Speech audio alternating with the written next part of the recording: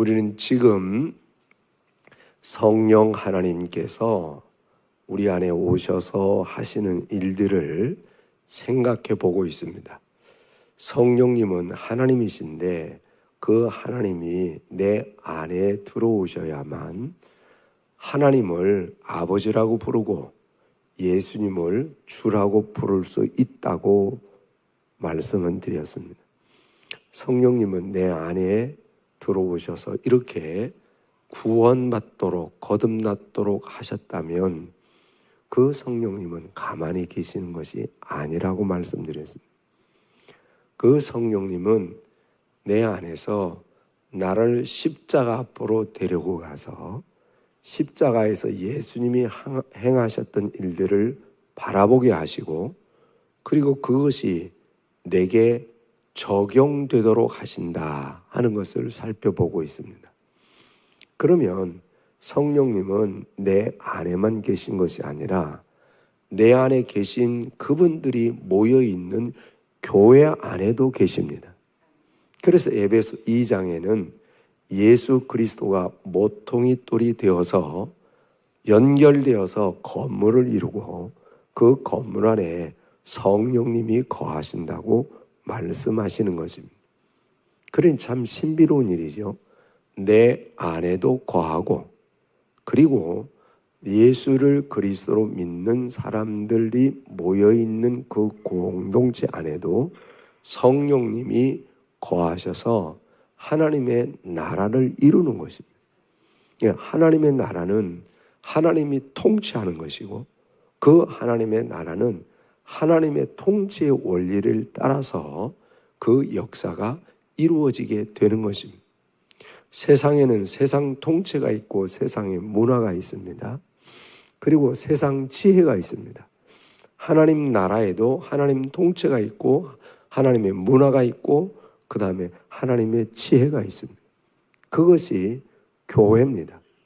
오늘 지금 고린도 교회 1장부터 시작해서 5장에 이르기까지 교회의 여러 문제를 언급하면서 그 가운데 성령님이 너희 안에 거하시고 네 교회 안에 성령님이 다스리고 통치하도록 해야 됨을 밝혀주면서 오늘 1절에 이렇게 얘기합니다. 3장 1절에 형제들아 내가 신령한 자들을 대함과 같이 너에게 말할 수 없어.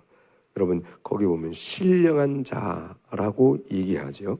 그 다음 또 하나는 육신에 속한 자, 육신에 속한 것과 육에 속한 건 다릅니다. 육에 속한 사람은 구원 안 받은 사람, 육신에 속한 사람과 신령한 사람은 성령님이 안에 있어서 그 성령님의 인도를 따라가는 사람. 성령님이 내게 말씀하시고 성령님이 일러주시고 그거를 따라가는 사람은 신령한 사람. 성령님은 받았는데 성령님을 따라가지 않는 사람, 그 사람은 육신에 속한 사람. 참 놀랍지요? 성령님이 내게 안에 와 있어도 성령님, 하나님을 인정하고 하나님을 따라가며 살아갈 수 있고 하나님 성령님이 내게 와 있는데도 불구하고 육신, 내가 타락한 본성을 따라 내가 살아갈 수 있다는 것입니다. 이 사이에는 우리가 거듭났다고 하는 것은 하나님의 영이 들어왔다는 말씀도 되고 하나님의 형상이 회복되었다는 말씀도 됩니다.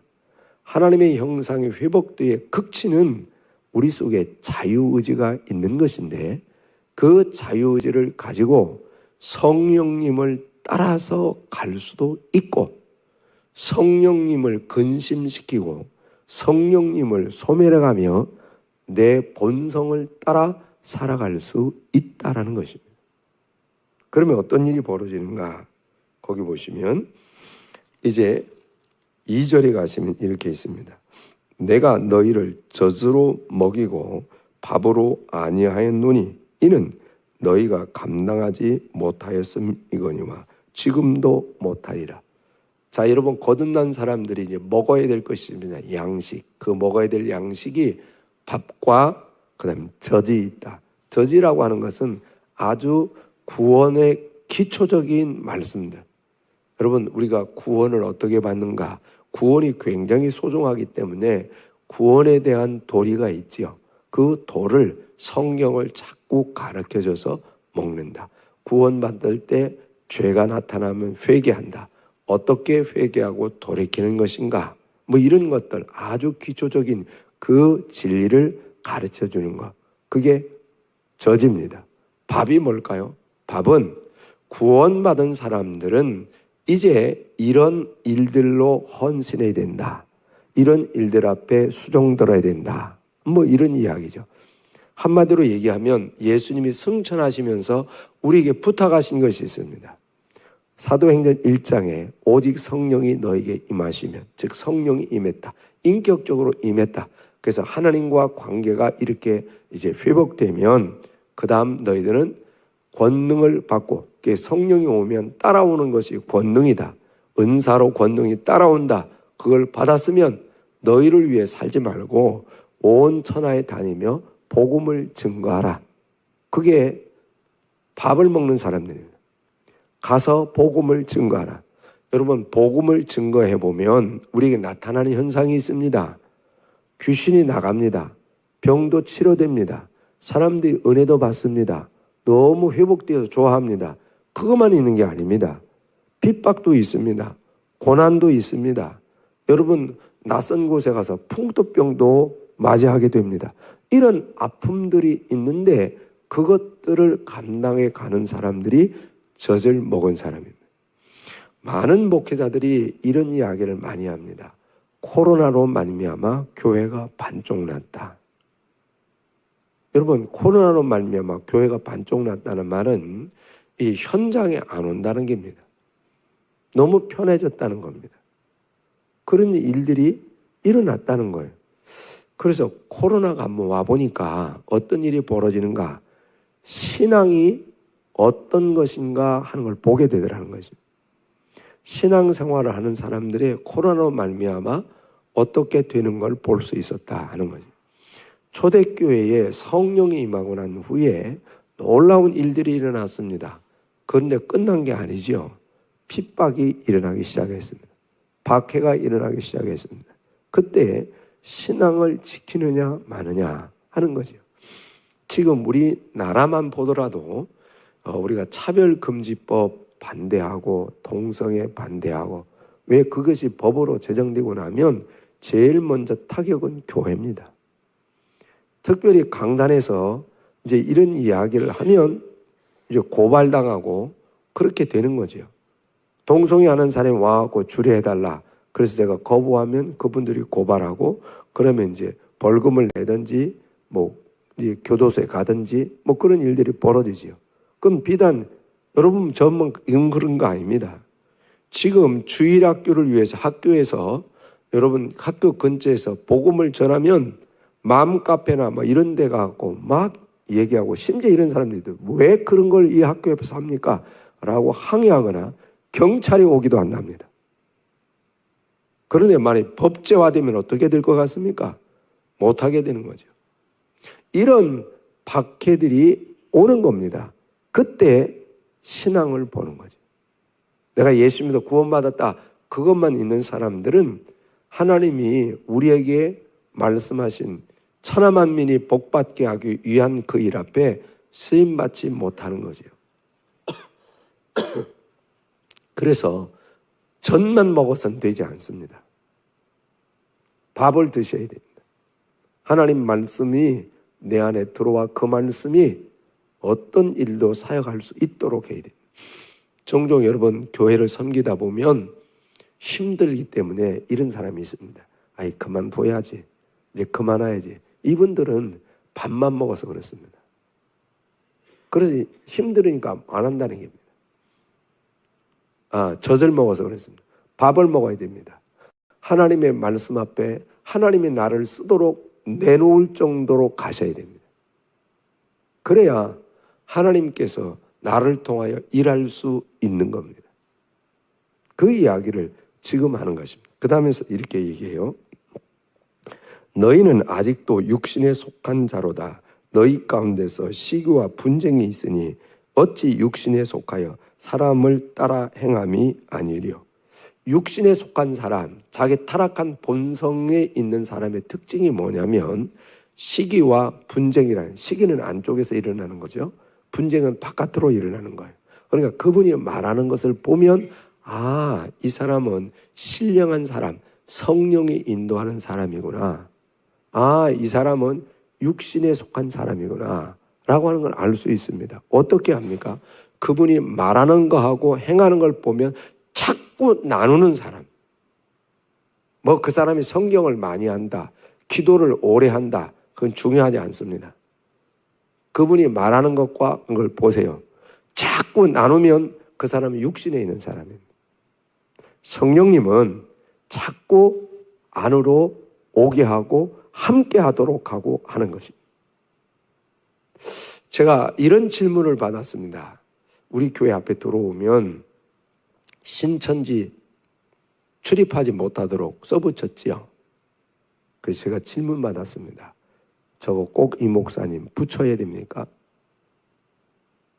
대답을 안 했습니다. 아니, 못했습니다. 왜냐하면 저는 지금도 신천지가 와야 된다고 믿는 사람입니다. 우리 교회에 와서 신천지가 바른 복음을 들어야 된다고 저는 믿는 사람입니다. 그런데 제 속에 신천지가 와갖고 옆에 있는 성도들을 만나 교제해서 이야기하면 과연 우리 성도들이 견딜 수 있을까 하는 퀘스천이 붙어 있습니다. 너 신천지네 가. 분명히 그럴 가능성이 있습니다. 내가 흔들리지 않고 서서 성령의 인도를 따라 그 사람이 신천지에 갔던 것을 측은히 여기고 불쌍히 여겨 바른 복음이 나를 통하여 나타나 그 사람을 회복시킬 수 있는 자신감이 없기 때문에 붙이는 겁니다.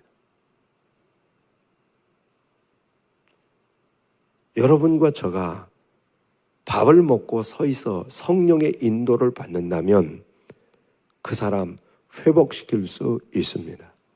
왜요? 그건 미혹의 영에 따라가기 때문에 그렇습니다. 미혹의 영에 붙들리면 그것이 믿어집니다. 우리는 안 믿어집니다. 불쌍합니다. 그러나 미혹의 영에 딱 붙들리면 그게 믿어집니다. 그러니 그걸 따라가는 것입니다. 그렇다면 미혹의 영에 붙들려 따라가는 사람이라고 한다면 내가 성령에 이끌려가는 사람이기에 성령은 미혹의 영을 몰아낼 수 있습니다. 그러니 그 사람을 보고 정죄하거나 우리 교회에 안 와야 된다거나 그 사람을 격리시키거나 그러지 않는다는 것입니다. 내 성령이 내 안에 와서 나를 밥을 먹어서 그렇게 사역하는 사람까지도 가셔야 됩니다. 내 안에 들어와 있는 나를 유혹하는 그런 세상의 영을 내가 몰아낼 수 있는 그런 능력의 사람이 될 때에 시기와 분쟁에서 이길 수 있습니다.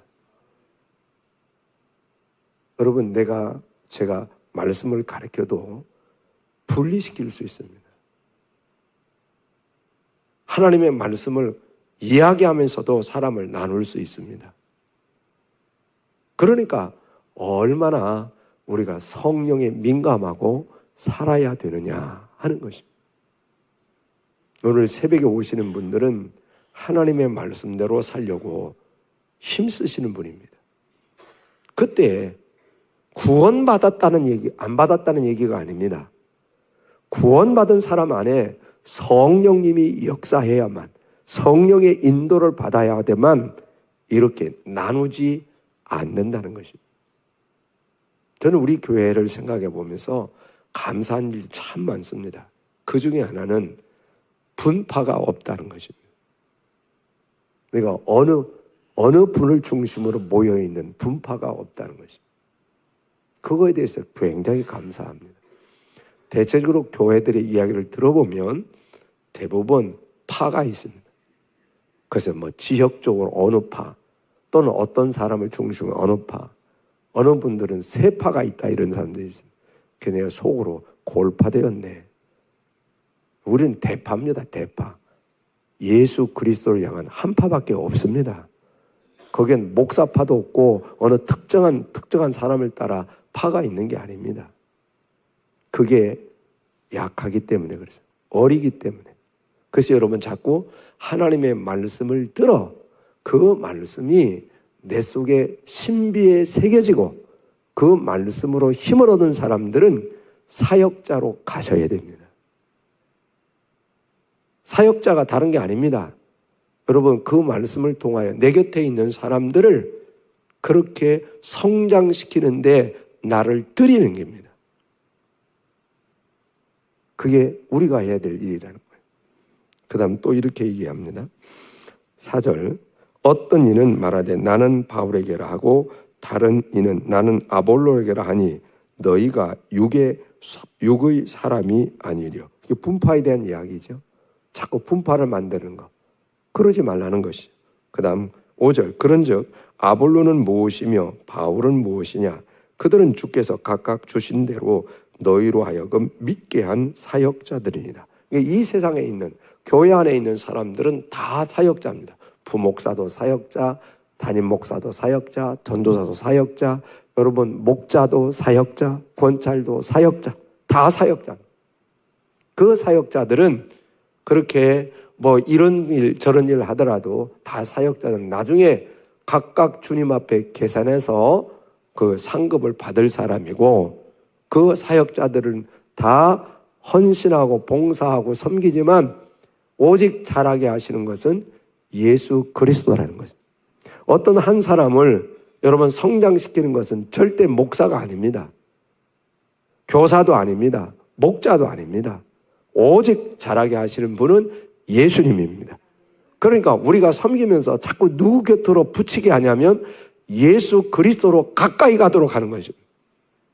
가까이 가도록. 어떻게든지 예수 그리스도를 바라보고 예수 그리스도를 닮아가고 예수 그리스도를 따라가도록 자꾸 이야기하며 가는 것입니다.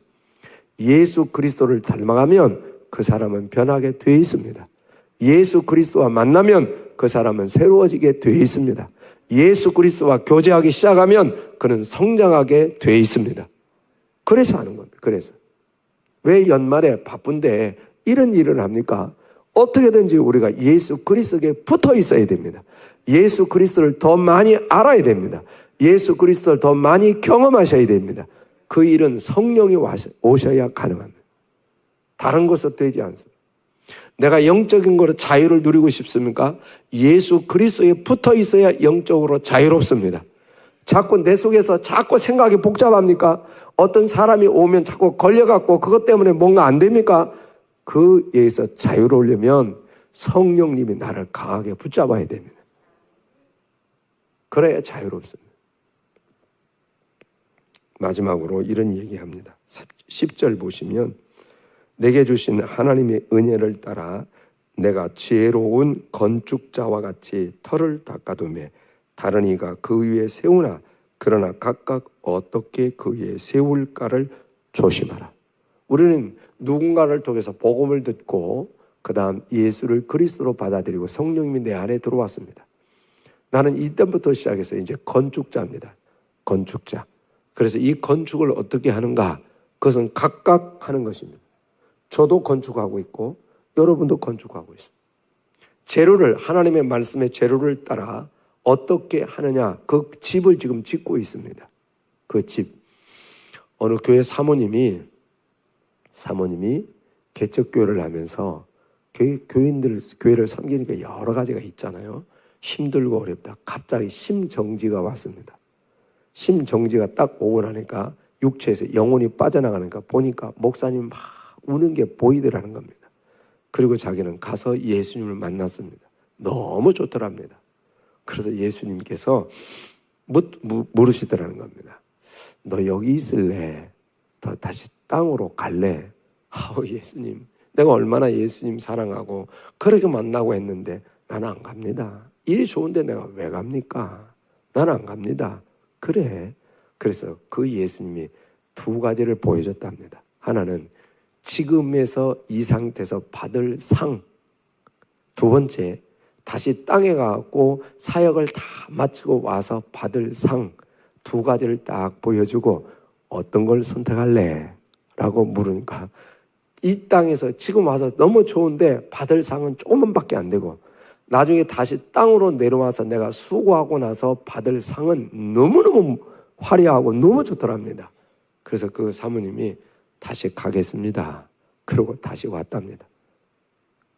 근데 놀라운 것은 심정지가 되고 수시간이 지나고서 다시 하나님이 예수님이 가라 해서 들어와서 보고 회복되었는데 내가 받을 상이 얼마나 화려하고 좋은지 그것을 간직하고 지금도 사역하고 있다는 간증이었습니다. 여러분과 저가 건축을 하면서 잊지 말아야 될 게 있습니다. 뭐냐면 주님 나라에서 상 받을 일이 있다는 것입니다. 이거 잊어버리면 지금 교회 섬기는 거 버릴 수 있습니다. 내가 왜 이런 소리를 듣고 합니까? 내가 왜 이런 대우를 받으며 이 일을 합니까? 안 하지요. 내가 왜 이해합니까? 그러나 내가 주님 앞에 가 계산하고 받을 상이 있다면 그 받을 상이 너무 좋다면 그 받을 상이 정말로 화려하다면 그걸 가지고 영원히 산다면 지금 있는 거 견뎌갈 수 있습니다. 제일 어리석은 사람은 내가 해야 될 일들을 포기하는 것입니다. 여러분 제가 장조 제 얘기해서 죄송합니다. 저 연말 이렇게 안 해도 됩니다. 제가 굳이 이렇게 안 해도 됩니다. 왜 합니까? 그냥 보내도 아무도 말할 사람도 없습니다. 저도 하나님 앞에 부끄럽지 않습니다. 왜 합니까? 상 보고 하는 길입니다. 하나님이 저에게 주실 상을 보고 하는 길입니다. 여러분 왜 와서 이 일들을 위해 기도하며 합니까? 하나님이 주실 상 보고 하는 길입니다. 이게 안 보이면 중간에 포기하십니다. 상이 안 보이면 포기합니다. 그래서 여러분 잊어버릴 만하면 제가 요한계시록에 있는 말씀을 자꾸 들려드리는 겁니다. 잊으면 안 됩니다. 내 안에 계신 성령 하나님이 그냥 구원받은 거기에서 머물러 있으시면 안 됩니다. 성령 하나님은 하나님입니다. 그 하나님이 내 육체의 타락한 본성을 뛰어넘어 나를 통하여 역사하시도록 들이셔야 됩니다. 나를 통하여 하나님의 일을 하시도록 들이셔야 됩니다. 나를 통하여 하나님이 교회 가신 것들이 이루어져서 교회가 교회로서의 역할을 할 수 있도록 나를 드리는 사람을 통하여 하나님은 일하십니다. 그리고 나는 주님 만날 때 상 받게 되는 것입니다. 오늘 그것을 바라보면서 오늘 이 새벽에 예수님을 만나시기를 축복합니다. 아멘. 자유롭게 기도하시고 가겠습니다.